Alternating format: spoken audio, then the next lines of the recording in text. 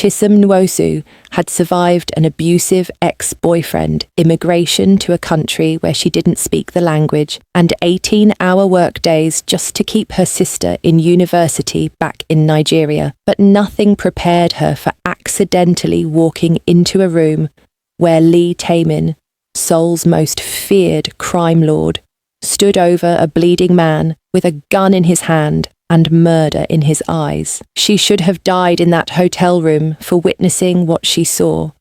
Should have been the 18th person Taemin eliminated to protect his empire. But when she spilled 3 Americanos on his $15,000 suit and immediately apologized with the kind of dignity most people lost when they were begging for their lives, he made a choice that would destroy them both. He let her live. Not out of mercy. Taemin didn't do mercy, but because something in her refusal to grovel, in the way she met his eyes despite her terror, reminded him that he used to be human before he became a monster. Now she works in his cafe where he can watch her, lives under his protection whether she wants it or not, and every day the line between captor and protector blurs, until neither of them can remember why staying apart was supposed to keep them safe. And when her abusive ex tracks her down to Seoul, Chisom learns that the most dangerous thing about loving a man like Taemin isn't what he'll do to his enemies. It's what he'll become for her. Chisom had taken the back hallway of the Lotus Hotel, a shortcut the other servers used to avoid the main corridor during the lunch rush. Her tray was loaded with 3 Americanos for the VIP meeting room on the 3rd floor. She was already running late, already sweating through her uniform, already mentally calculating if she'd have enough for rent after sending money home to Enugu this month. She pushed open what she thought was the service entrance to room 301. It wasn't. The scene burned itself into her brain in fractured images. A man on his knees, face bloodied, hands bound. 2 men in suits flanking him like silent executioners. And in the centre, standing with the casual elegance of someone completely in control, was the most beautiful and terrifying man she'd ever seen. Lee Taemin held a gun like some men held pens. Natural, unbothered, an extension of his will. He was speaking in low, measured Korean, his voice carrying the kind of quiet authority that made the kneeling man sob harder. Then Taemin's eyes shifted, found her frozen in the doorway. Time stopped. His expression didn't change. Still cold, still remote, but something flickered in those dark eyes. Calculation, assessment, threat. Her tray tilted. 3 Americanos launched through the air, direct hit. The room erupted. Guards moved, weapons appearing, but Taemin raised one hand, the one not dripping with coffee, and everyone froze. "Out," he said quietly. "Take him to the basement. I'll deal with this personally." "Sir, she saw—" I said out. They dragged the sobbing man away. The door sealed with a click that sounded like a coffin closing. Chisom stood alone with a man who'd been holding a gun 30 seconds ago. Her empty tray clutched like a shield, her heart hammering so hard she thought she might die right there. Taemin looked down at his ruined brioni suit, at the coffee spreading across white silk. Then slowly, deliberately, he removed his jacket and let it fall. "I'm sorry. I thought this was the room numbers. I didn't mean what you saw." He stepped closer. She stepped back. "What exactly did you see?" Her back hit the wall. He kept coming until he was close enough that she could smell his cologne under the coffee, something dark and expensive that probably cost more than her monthly salary. "I didn't see anything," she stammered. "I swear, I'll forget. I'll never speak of it. Please, I need this job. I can't." "What's your name?" His voice was soft, deadly. The question threw her. "What?" "Your name. You've ruined a $15,000 suit, interrupted extremely important business, witnessed something that should get you killed." He tilted his head, studying her. The least you can do is tell me your name before I decide what to do with you. Tears burned her eyes. She refused to let them fall. Chisholm Nwosu. Nigerian, yes. Family back home. My sister, university. I send money for her fees. Why was she telling him this? He was quiet, those dark eyes searching her face. You're terrified, he observed. You were holding a gun. I'm always holding a gun. Metaphorically speaking. The corner of his mouth might have twitched. Tell me, Chisholm Nwosu from Nigeria. Do you know who I am? No. A lie. She'd heard whispers about the man who owned half of Gangnam, about meetings in back rooms where witnesses didn't exist. Good. Keep it that way. He stepped back, giving her space to breathe. You work for the catering company? Yes. I'm so sorry about your suit. I'll pay for it. With what money? You just told me you're supporting a sister on a server's salary. He pulled out his phone, typed something. You'll report to the Blue Moon Cafe on Tehran Road tomorrow at 6 a.m. Ask for manager Kwon. Better pay, better hours. She stared. You're giving me a job? I'm relocating a problem. You've seen my face. You know this location. I prefer to keep my liabilities close. His eyes held hers. This isn't kindness, Chisholm. It's insurance. You work where I can see you. You stay quiet. And maybe you live long enough to send your sister to graduation. The threat was clear. So was the lifeline. Why not just kill me? For the first time he smiled. Cold, sharp, more dangerous than the gun had been. Because you spilled coffee on me and then offered to pay for the suit. You walked into a room with a man holding a gun, and your first instinct was to apologize. He leaned close, breath warm against her ear.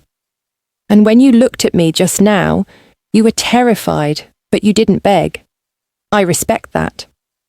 He pulled back, already moving toward the door. 6 a.m. tomorrow. Don't be late. If you're already hooked, hit that subscribe button and settle in, because Chisholm and Taemin's story is about to take you on a ride that'll have you questioning everything you thought you knew about protection, possession, and what it means to be truly safe. Chisholm didn't sleep. She lay in her cramped goshiwon and replayed everything. The gun, the prisoner, those eyes that saw too much. She should run. Instead, at 5:30 a.m., she took the subway to Gangnam. Blue Moon Cafe was elegant, all glass and steel, where drinks cost 15,000 won, and customers wore watches worth more than cars. Manager Kwon was expecting her. You're the one who spilled coffee on Mr. Lee, not a question. His expression was carefully neutral. He doesn't usually relocate staff personally. It was an accident. With Mr. Lee, there are no accidents, only consequences. He handed her a uniform, black dress, white apron, infinitely nicer than before. You'll work 6 a.m. to 2 p.m. Pay is 3 times what you were making. Be smart and quiet. Quiet about what? His smile was thin. You'll figure it out. She did, quickly. Blue Moon was a front. Beautiful, legitimate, profitable.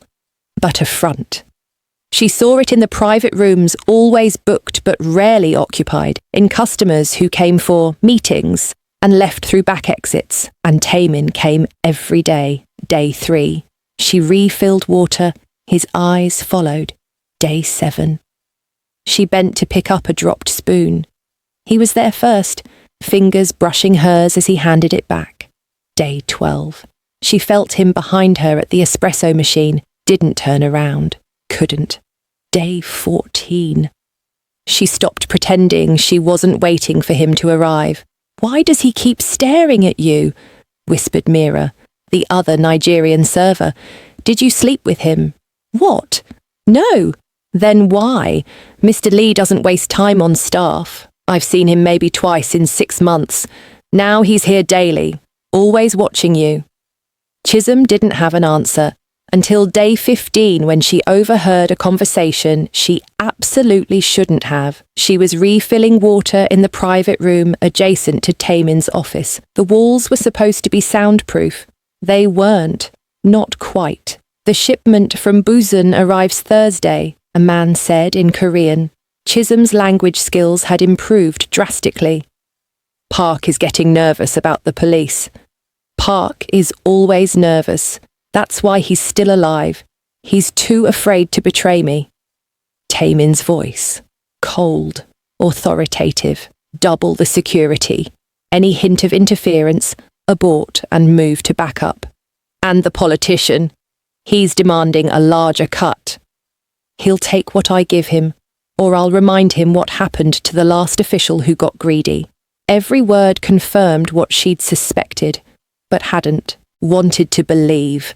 Lee Taemin wasn't just connected to organised crime, he was organised crime.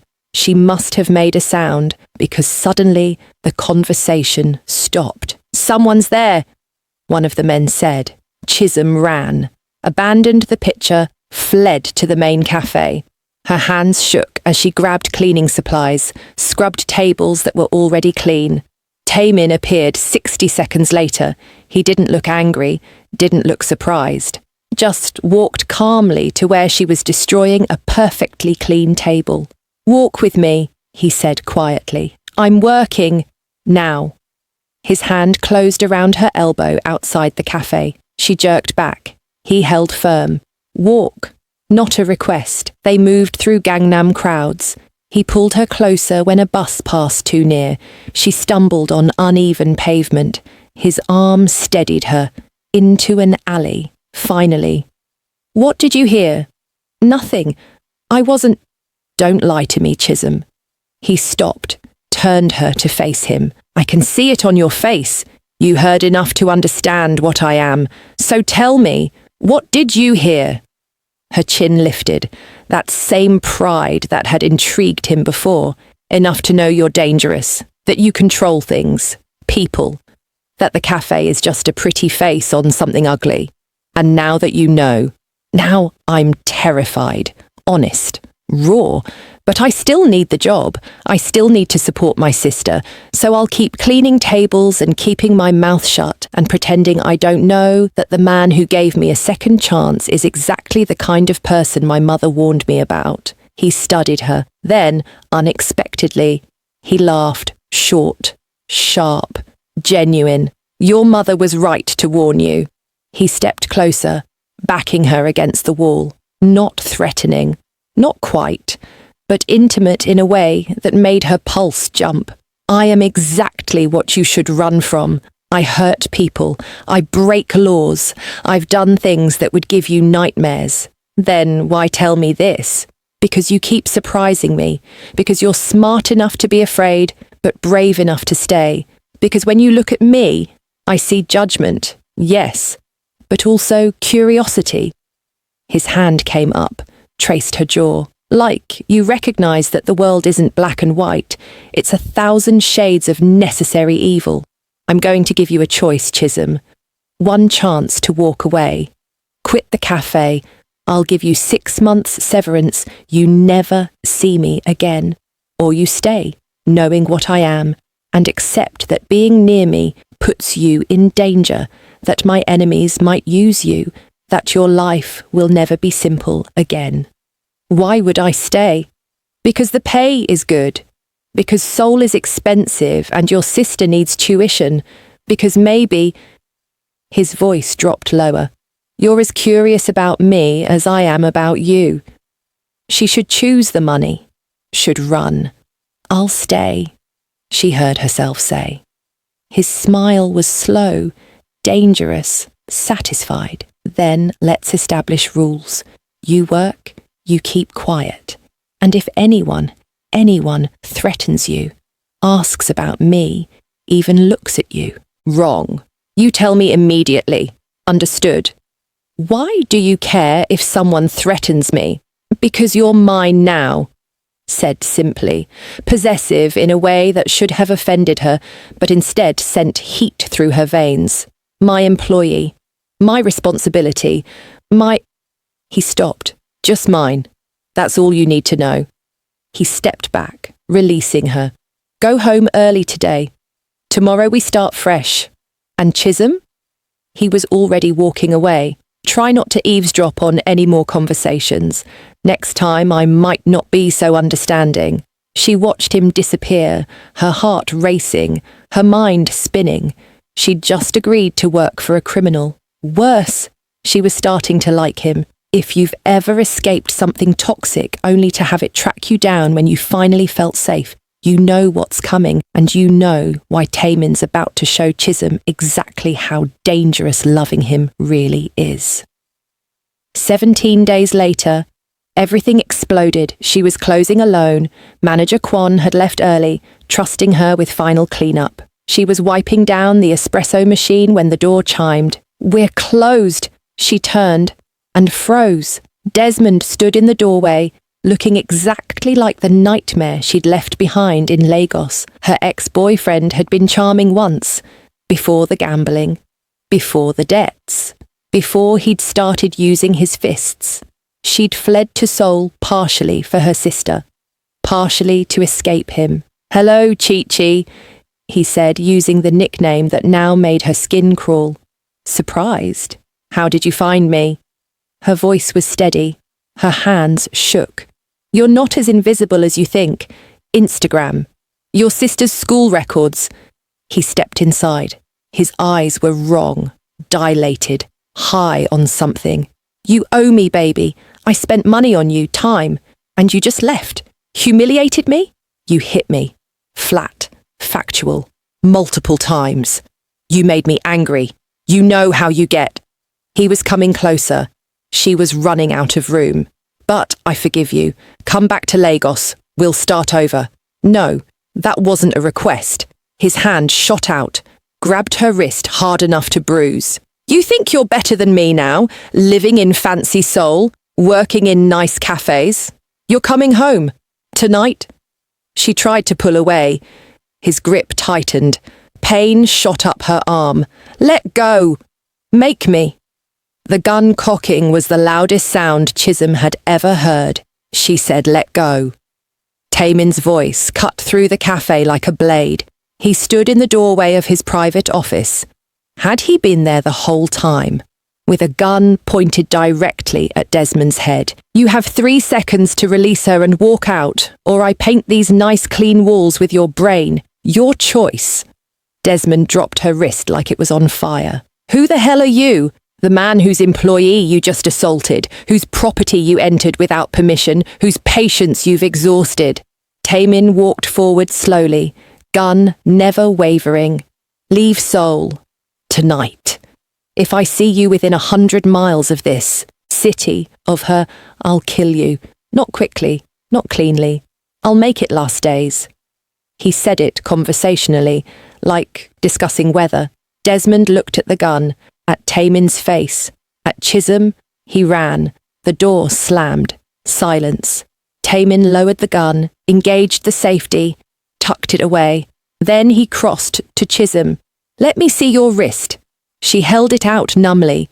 Purple bruises were already forming. His jaw tightened. Ex-boyfriend? She nodded. Abusive. Another nod.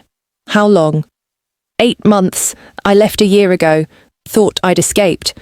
Her voice cracked. I'm sorry. I brought my problems here. I should have... Stop. He cupped her face with both hands, forcing her to meet his eyes. This isn't your fault. Men like him, they're parasites.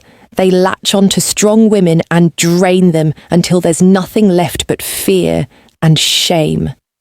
His thumbs brushed away tears she hadn't realized were falling, but you got away. You survived, and now he's gone. Permanently. You were just going to kill him. Not a question. Yes. Just like that. For you? Just like that. Said simply, truthfully, dangerously. You're under my protection now, Chisholm. Officially. Anyone who touches you, hurts you, threatens you, they answer to me. That's not negotiable. I don't understand. She was crying fully now, adrenaline crashing. You barely know me. Why do you care? Because from the moment you spilled coffee on me and apologized with more dignity than most men show when they're begging for their lives, I was fascinated because you work hard, send money to family, survive in a foreign country with grace and strength. Because when I'm near you, I feel something I haven't felt in years, human, connected, like maybe I'm not just a monster in an expensive suit.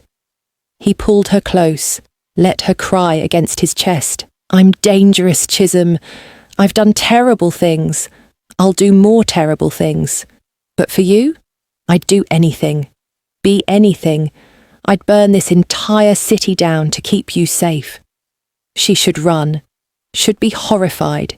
Instead, she wrapped her arms around him and let herself be held by the most dangerous man in Seoul. Take me home, she whispered. Your Goshiwon? No. Yours. He pulled back, searched her face. If you come home with me, everything changes. I know. I won't want to let you go. Good, because I'm tired of running, tired of being alone, tired of pretending I don't feel this. She touched his chest, over his heart. Every time you look at me. His control snapped. He kissed her there in the closed cafe, deep and possessive and claiming, kissed her like she was oxygen and salvation, and his last good choice all at once. When they broke apart, both breathing hard, he rested his forehead against hers. My place is in Gangnam. Penthouse. Security. You'll be safe there. Will I be safe from you? He smiled, dark and promising. Not even slightly. Good, she said again, and let him lead her into the night. Ladies, is this protection or control? Comment run if you think she should disappear, or stay if you think this dangerous man might be exactly what she needs. Because I promise you, this gets so much more complicated. His apartment overlooked Seoul, floor-to-ceiling windows, minimalist furniture, art worth more than she'd make in a lifetime. But she barely noticed, couldn't focus on anything except the man pouring whiskey with steady hands. Drink, he said. You're still shaking. She was, but not just from fear anymore. Tell me about him, Taemin said quietly. The ex, all of it. So she did. The charm at first, the gradual control, the isolation. The first hit she'd excused, the second she'd blamed on herself, the third that had finally woken her up. I left with nothing but a suitcase and my passport. Came to Seoul because it was far and I'd always wanted to travel. Thought distance would be enough. It's enough now. Taemin's voice was cold fury. He won't bother you again. Ever. What did you do? Called in favours. He's on a flight to Lagos as we speak, with instructions that if he ever leaves Nigeria again, there will be consequences. My reach extends far, Chisholm. He knows that now. She should ask what kind of consequences. She didn't. Thank you, she said instead. Don't thank me for basic human decency. He set down his glass, moved closer. But now you have it. Me, all of me, the good, the bad, the absolutely terrible. And what do you get? You. If you'll have me, knowing what I am, what I do. His hand cupped her face. I can't promise gentle, can't promise easy, but I can promise that I'll protect you with everything I have, that you'll want for nothing, that when you're with me, you're the only thing that matters. That's terrifying, I know. I want it anyway. She leaned into his touch. I want you, all of you. He kissed her again, slower this time, deep and thorough and claiming in a way that made her feel possessed and treasured simultaneously. When he carried her to his bedroom, she didn't protest. When he worshipped every inch of her skin like she was sacred, she didn't hold back. And when he whispered promises against her throat, protection, devotion, violence on her behalf, she believed every word, because Lee Taemin was dangerous, ruthless, a man who built empires on fear, But for her, he was safety, sanctuary, home. 3 weeks later, Chisholm moved in officially, not because she had to, because she wanted to. She still worked at Blue Moon. Taemin insisted, said she needed her independence, her own money, her own life beyond him.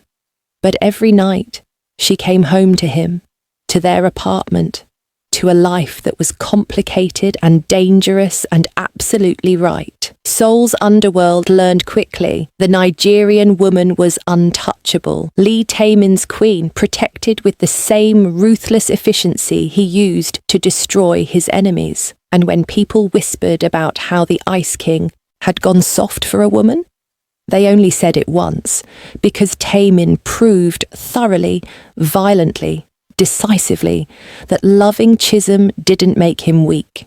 It made him absolutely lethal. And Chisholm, who'd survived abuse and poverty and immigration and fear, had finally found something worth fighting for. Love, real, dangerous, all-consuming love with a man who'd kill for her, who'd die for her, who'd chosen her just as completely as she'd chosen him. We've reached the end, and I need to know, did this story hit different? Did Chisholm's strength and Taemin's transformation have you feeling all the feelings? This is what we do here at Afrokorean Diary.